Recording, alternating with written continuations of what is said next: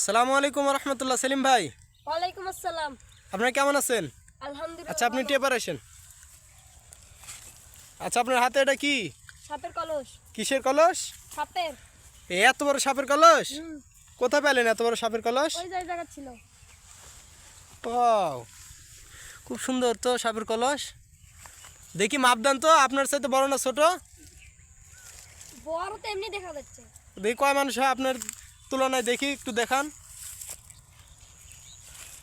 এত বড় সাপের কলস? দুই মানুষ। তো এটা কি সাপের কলস বলতে পারেন?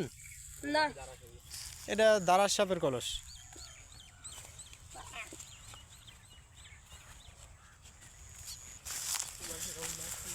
দেখেন কত বড় সাপের কলস।